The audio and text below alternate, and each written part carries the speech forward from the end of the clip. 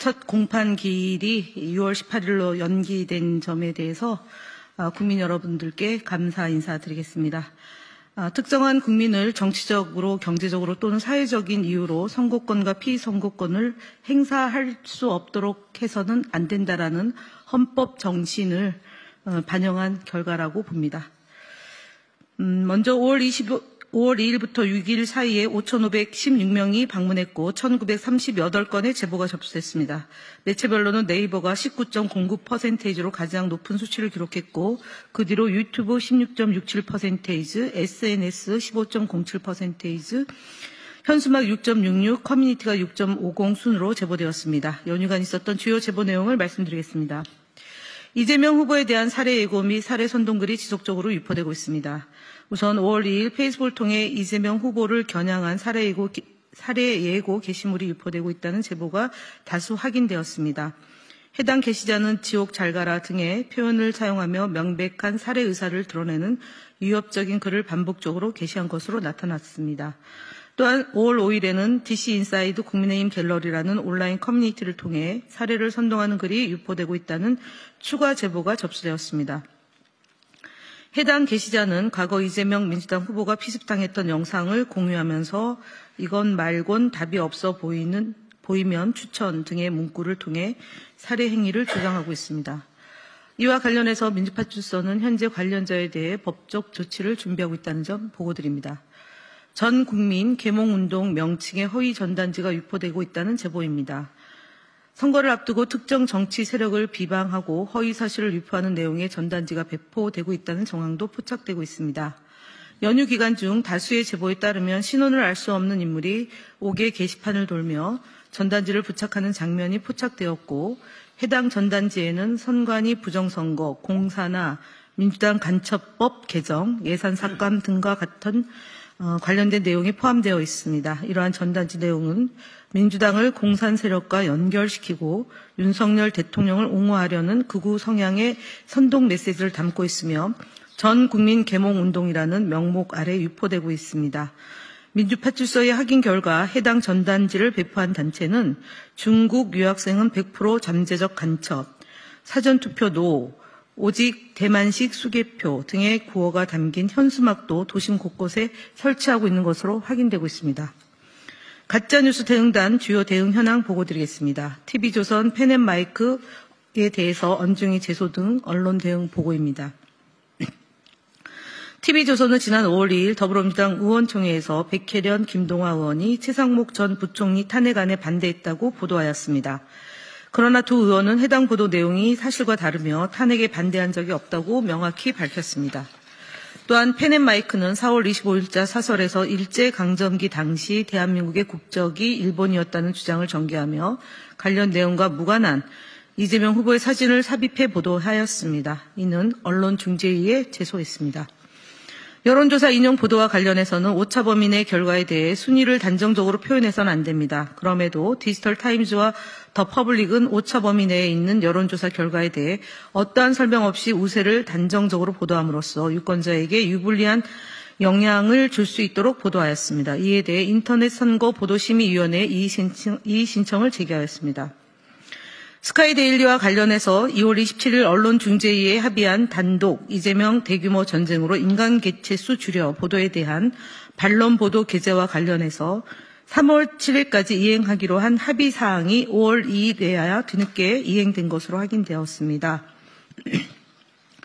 언론중재위원회 중재 결정은 확정 판결과 동일한 효력을 가지며 정해진 기한 내에 이행하지 않을 경우 1일 50만 원의 이행 지체금을 발생합니다.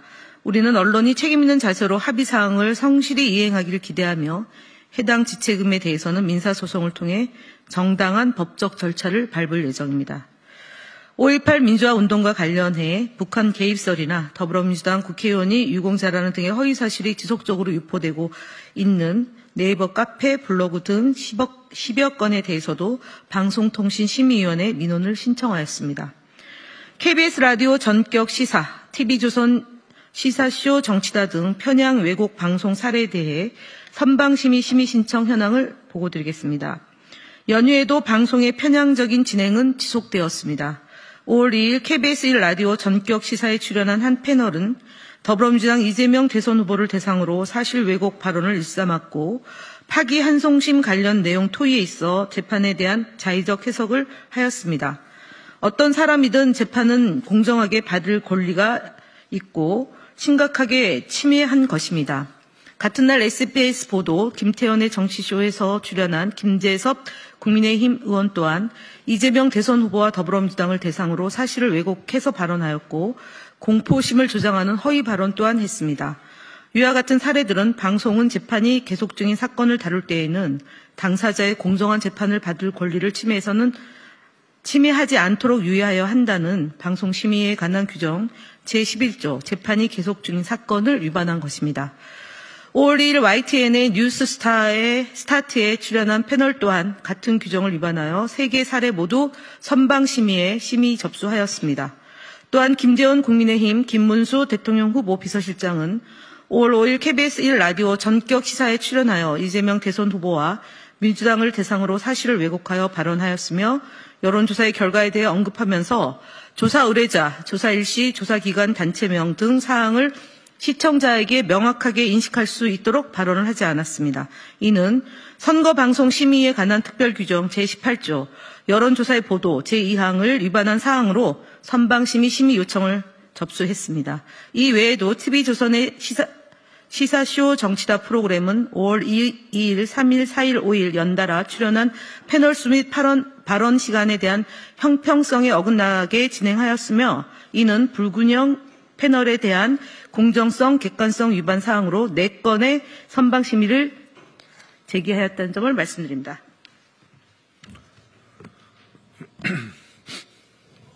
네, 다음으로 이어서 보고드리겠습니다.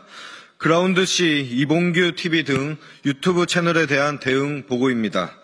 연휴 기간 선거 관련 허위정보 유포 및 후보자 비방 콘텐츠에 대한 모니터링을 강화한 결과 다수의 보수 성향 유튜브 채널들의 선거법 위반 혐의가 발견되었습니다. 특히 그라운드C 채널은 이재명 후보를 베네수엘라식 독재와 연결짓는 내용을, 이봉규 TV는 특정 후보가 돈 세탁과 불법 자금 수수 행위를 한다는 근거 없는 주장을 포함한 콘텐츠를 게시하였습니다. 또한 전환길 뉴스 채널은 성소수자 할당제 관련 허위 정보를 유포하고 강신업 TV는 존재하지 않는 BBC 방송에 촌평을 인용해 허위 사실을 공표한 것으로 확인되어 구글에 신고 조치하였습니다. 또한 최근 SK텔레콤 유심 해킹 사태와 이재명 후보를 악의적으로 연결시키는 허위 조작 정보가 다수의 유튜브 채널을 통해 확산되고 있습니다. 배승희, 이봉규 TV, 김사랑 등의 채널은 민주당과 이재명이 선거자금을 마련하기 위해 SK텔레콤 해킹 사건을 일으켰다. 코나아이가 유심을 제작해 SK텔레콤으로부터 대금을 선지급받아 수백억 원의 자금을 유출했다는 등의 근거 없는 허위 주장을 유포했습니다. 사실 확인 결과 코나아이는 SK텔레콤에 유심칩을 공급하지 않았으며 해킹과 선거자금 사이의 연계는 완전히 허위사실이었습니다. 또한 일부 채널은 SK텔레콤 해킹이 부정선거를 준비하기 위한 것이라거나 교체될 유심칩에 중국 통제용 프로그램이 설치되어 있다는 등의 황당한 음모론을 제기하여 해당 내용들을 수집해 구글에 신고 접수하였습니다. 또한 선거 기간 중 주요 유튜브 채널들의 공직선거법 위반 패턴을 분석한 결과 대법원 파기환송 판결을 유죄 확정으로 왜곡하는 허위사실 공표, 이재명 후보를 범죄자, 전과자로 지칭하는 비방행위, 상대 진영 인사들을 시체, 곰팡이 나는 사람들로 표현하는 인신공격성 발언, SK텔레콤 유심 해킹 사태를 선거자금 마련, 코나아이 수백억 자금 유출, 부정선거 준비 등으로 왜곡하는 악의적 음모론 유포가 특히 빈번한 것으로 분석되었습니다. 이러한 악의적 가짜뉴스 유포 채널에 대해 구글 신고와 함께 정보통신망법상 명예훼손 혐의 또한 공직선거법 위반 혐의 등으로 법적 대응을 적극 추진할 예정임을 밝힙니다. 다음으로 후보자 성명 포함 불법 현수막에 대한 대응 보고드립니다. 서울 송파병 지역에서 대법 유죄 취지 파기환송 이재명 후보님 사퇴하십시오 라는 내용의 현수막이 개첩되어 있다는 신고가 민주파출소에 다수 접수되었습니다. 확인 결과 해당 현수막은 국민의힘 소속 김근식 송파병 당협위원장이 개첩한 현수막으로 해당 현수막은 이재명 후보의 이름을 적시해 대통령 선거에 영향을 미칠 의도를 명백하게 인지할 수 있는 불법 현수막입니다. 우리 위원회는 해당 현수막을 공직선거법 제90조 제1항 위반 혐의로 즉시 중앙선거관리위원회에 이를 신고하였으며 해당 현수막들이 철거될 수 있도록 조치를 취하고 있습니다. 또한 향후 유사 사례가 재발하지 않도록 선거관리위원회에 강력한 대응을 요청하였음을 밝힙니다. 다음 국민의힘 거짓말 시리즈입니다. 국민의힘 대선주자 거짓말 시리즈 22번째입니다. 지난 5월 3일 국민의힘 대통령 선거 후보로 선출된 김문수 후보는 과거 구구 행적이 부각되는 것이 부끄러우신 모양입니다. 심지어 지난 4월 24일 국민의힘 경선 맞수 토론에서는 자유통일당 정강훈 목사와 아무런 관련이 없다라고까지 주장하였습니다. 하지만 이제 와서 과거에 자신을 부정하는 거짓말을 한다고 해도 과거는 지워지지 않습니다. 김문수 후보는 2020년 1월 31일 정광훈 목사와 함께 자유통일당을 창당했습니다. 심지어 김문수 후보는 그날 100번 김구 기념관에서 열린 창당대회에서 당대표로 추대되기까지 하였습니다. 같은 해 3월에는 사전 선거운동을 한 혐의로 구속된 전광훈 목사의 석방을 요구하며 울먹이고 눈물까지 흘리기도 하였습니다. 이 자리에서 김문수 후보는 정광훈 목사가 계셨더라면 우리는 아프지 않았을 것, 주사파 모두 체포하고 전 목사 석방을 하나님께 기도하자는 구구적 발언을 쏟아내기도 하였습니다. 과거 행적뿐만 아닙니다. 최근 2025년 2월 14일 2월 14일 대정부 질문에서 김문수 당시 고용노동부 장관은 정광훈 목사에 대해 우리 대한민국의 목사, 대한민국 자유민주주의를 수호하기 위한 목사라고 언급하였습니다.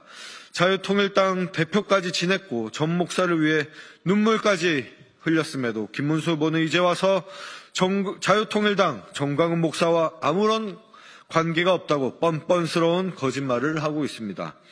이러한 행적에 김문수 후보가 대선 후보로 선출되는 상황이 그리고 또 단일화를 명분삼아 그를 쫓아내겠다고 하는 그 모습이 국민의힘의 현재 민낯입니다.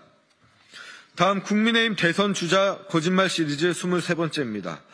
김문수 후보는 지난 5월 5일 자신의 페이스북 SNS를 통해 세계 1위 e스포츠 선수 페이커가 촬영했던 스튜디오에서 선거운동에 사용할 공식 프로필을 촬영했다며 페이커의 공식 세레머니 포즈인 쉿 포즈를 따라하는 사진과 내가 책임질게 끝나 라는 설명과 함께 본인의 사진과 페이커의 사진을 함께 업로드하였습니다. 페이커가 김문수 후보와 전혀 관계가 없음에도 김문수 후보와 페이커가 어떤 관련이 있는 것처럼 페이커의 발언과 포즈를 따라하고 그의 사진까지 업로드하며 오해를 살만한 게시글을 의도적으로 올린 것입니다. 이에 대해 페이커 선수가 소속된 T1 측은 6일 페이커 선수는 어떠한 정치적 입장, 정당 혹은 정치 캠페인과 무관하다며 게시글 삭제 등의 조치를 취하기 위해 노력하겠다고 밝혔습니다. 콜드플레이가 자신을 대통령으로 지지했다는 조작 영상을 올린 나경원 후보의 모습이 떠오릅니다. 이미 온라인상에서는 페이커 선수가 선거 유세에 사용되는 걸 원치 않는다, 엄한 사람 이용하지 말라, 불쾌하다는 등의 게시글이 이어지고 있습니다.